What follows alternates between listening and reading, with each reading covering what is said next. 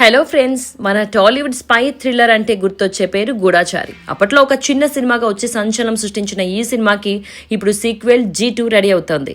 అసలు ఈ సినిమాలో విలన్ ఎవరు, రిలీజ్ ఎప్పుడు, అడవిశేష్ ఈసారి ఎలాంటి మ్యాజిక్ చేయబోతున్నాడు?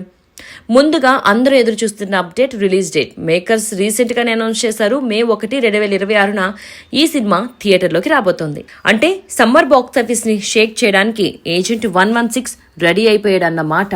ఇది కేవలం తెలుగులోనే కాదు, పాన్ ఇండియా లెవెల్లో 5 భాషల్లో గ్రాండ్ గా రిలీజ్ కానుంది. ఈ సినిమాలో అసలైన సర్ప్రైజ్ ఏంటంటే బాలీవుడ్ కిల్లర్ హీరో ఇమ్రాన్ హష్మి. అవును, ఈ సినిమాలో ఆయన ఒక పవర్ఫుల్ విలన్ రోల్లో నటిస్తున్నాడు. అడవిశేష్, ఇమ్రాన్ హష్మి మధ్య వచ్చే మైండ్ గేమ్స్ నెక్స్ట్ లెవెల్లో ఉంటాయట. ఇక హీరోయిన్ విషయానికి వస్తే బనితా సంధుతో పాటు వామిక గబ్బి కూడా ఈ స్పై యూనివర్స్ లోకి ఎంట్రీ ఇస్తున్నారు. గూఢాచారి పార్ట్ 1 ని చాలా తక్కువ బడ్జెట్ లో తీశారు, కానీ G2 రేంజ్ వేరు. దాదాపు 100 కోట్ల బడ్జెట్ తో ఇంటర్నేషనల్ స్టాండర్డ్స్ లో ఈ సినిమాని రూపొందిస్తున్నారు. 6 దేశాల్లో షూటింగ్, 23 భారీ సెట్స్, విజువల్స్ మాత్రం హాలీవుడ్ రేంజ్ లో ఉంటాయని టీం గట్టిగా నమ్ముతోంది.